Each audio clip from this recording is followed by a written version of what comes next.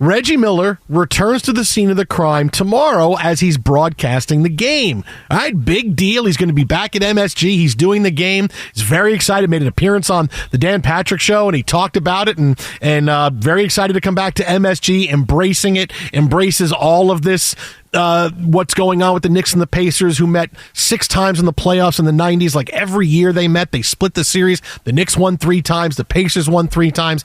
It was a lot of fun.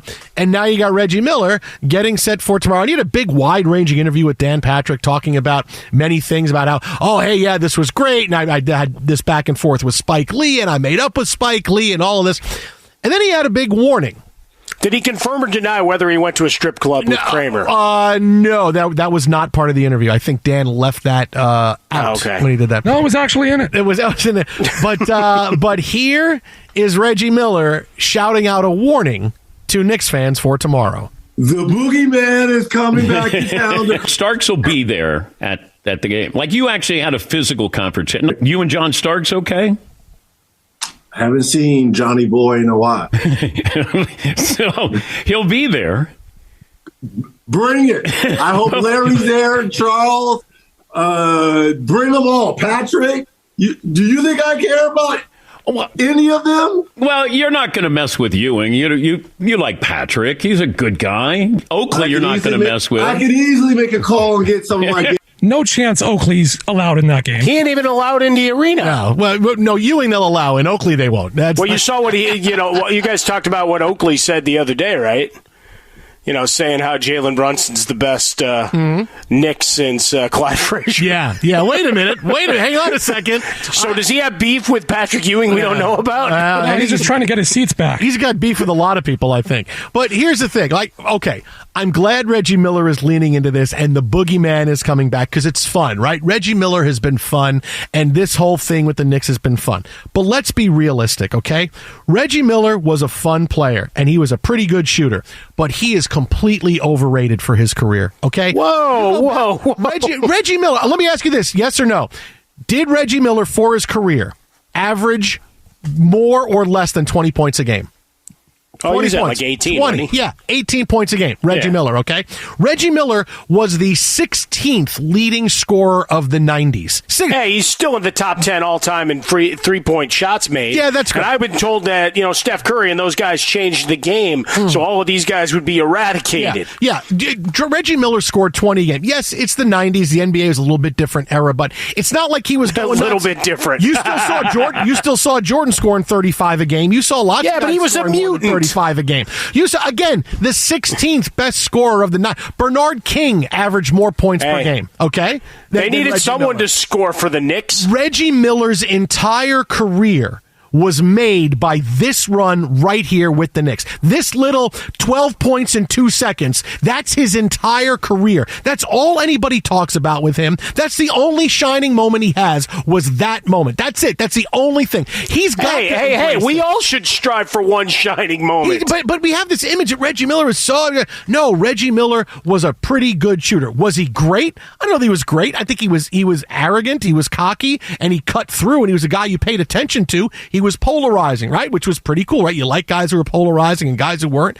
But Reggie Miller was not a guy that lit up the scoreboard every single time out. He was not that guy, right? He wasn't. And can you tell me anything else, any other play from his career other than what he did in the Garden with Spike Lee and the 3 and the 8 points in 9 seconds? No, there's nothing else. Well, Eli Manning's going to the Pro Football Hall of Fame. He's got 2. Yeah, well, that's 2. That's 2. But that's also 2 championships that he has. Reggie Miller's got no championships. He played in Indiana. That. Yeah, well, okay. And not for the Hoosiers under Poppy Knight. His entire, or the Fever alongside Caitlin Clark. That is right. That's a whole other story. We'll get to his that. whole career and his stardom and what he's been able to do all comes from that game. The rivalry with Spike Lee, beating the Knicks in that game, and being the guy that scored the 8 points in 9 seconds. That's it. That's Reggie Miller's entire career. It is amped up because of that. It's not that Reggie Miller wasn't a good player. Reggie Miller was a good player. I'm not saying he wasn't, but Reggie Miller wasn't wasn't this, oh my goodness, he was Steph Curry he wasn't. He was overrated. He owes the Knicks for everything he's got, because this brought such a huge level of stardom for him, and it's the only thing that anybody talks about with him. So just understand that for Reggie Miller a little bit, that this play is really his whole career. And you listen to him on Dan Patrick, he's so excited. Oh yeah, I'll talk about this. I don't care. Bring all the guys. It's the greatest moment of my career. It was a playoff game that we won in the middle of a series. Yes, great. It was heartbreaking for the Knicks, and I still see him stealing the ball and dribbling back out behind the three. What are you doing dribbling back behind the three-point? No, because I can make it from there. Okay, great. I can still see it. It was painful. It was awful. But at the same time, I mean, that's it. That's the guy's career. Of course, he would do appearances with the Knicks players and sign autographs for $50 a shot of him making that, or him yelling with Spike Lee. That's his whole career. His whole stardom is built off of that with the Knicks. So let's be clear with Reggie Miller. He's basically Captain America for that moment, though. He's the guy. No, but that's just it. He's lived rent-free in your head for 29 years. So now, just because you got game one out of the way and you stole a win, now you're all chesty and you're taking this guy's career, five-time All-Star. No, just being honest. Look, it happened 29 years ago. It sucked. Yes, it's part of Nick lore, but it's not something I think about a whole I bet you Reggie Miller thinks about it every single day. He wakes up and probably hits play and says, "Computer, play my highlight." And they play that highlight and he sees it. Hey, I'm ready to attack the day. And he has coffee and gets up and ready to go. Hey, man. I'm ready. Dude, as I say all the time, if you can find your wins in life, man, if that's the thing that's going to motivate you to get through, as long as you ain't hurting anybody else, except the feelings of Knicks fans, because I can tell. I bet you still chapping your ass all these years later. He's Drew Prosper, you agree? 51st dates. That's it. Every day wakes up, watches the highlight. Every day wakes up. Alexa, reminder of how great I was for that moment. Alexa, play Reggie Miller 8 points in 9 seconds against the Knicks, please. Playing Reggie Miller 8 points in 9 seconds. Once again for you, Reggie. Good morning. Jason. Every day, I bet. You know what Reggie has that no other NBA great has? What is that? 8 points in 7 seconds against the Knicks.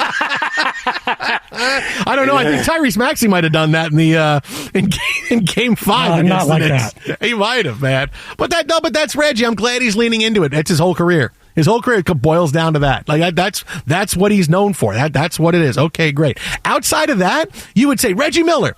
Yeah. What do you remember from his career? He's a pretty good shooter. Yeah. He liked to talk. Yeah. Okay. But his numbers got to be pretty good. Yeah, he was 18-3-3 for his career. Yeah, it was a different era. Yeah, but still, you had a lot of guys scoring more than 20 points a game, more than 22 points a game, or 21, whatever he averaged in the 1990s. You had a lot of guys doing that. I think Mahmoud Abdul-Rauf scored more points per game in the 1990s than Reggie Miller. And Reggie Miller was a shooting guard. Okay, it's his job to score, and that's what he put up on the board. I mean, come on, man. His whole career, he owes everything to the Knicks. Look at you. You got the artist formerly known as Chris Jackson in the show, too. He owes everything to the Knicks. All right, let's see. Between the 89-90 season and 98-99 season, all right, start going through it, tough guy. Because I see between that period, he was he's 7th. You're not looking at anything correct. Between 89-90 and 98-99. Hang on, StatMuse. I did it today. I got it right here, and he is 16th. He is 16th with points per game in the 1990s. That's interesting, because I got him 7th. I think you're on something wrong. Malone, Jordan, Ewing, Robinson, Mitch Richmond, Hakeem Olajuwon, and Reggie Miller. I think you're looking at 1 year. Mike, his computer's not plugged in. I think your computer's not plugged in. Okay. Creed, I think you're Did you fact check him, Frostberg? Normally, I'm better at the math part than him. You're on a wrong page. I don't know what page you're on, but you're on a wrong page. 18-3-3 is not really Hall of Fame. I don't. No, it's the it's that Naismith Basketball Hall of Fame. If we lobby hard enough, one of the three of us might get in. But for those 8 seconds, he's a Hall of Famer in my eyes. It's an all-time great that way. I'm on 1990 scoring leaders. Number 1, it goes Jordan, Malone, O'Neal, Robinson, Ewing, Olajuwon, Iverson, Wilkins. Mitch Richmond is on that list. Like I said, I gave you Mitch Richmond. Barkley, King, Bird, Duncan, Raheem, Robinson, Miller.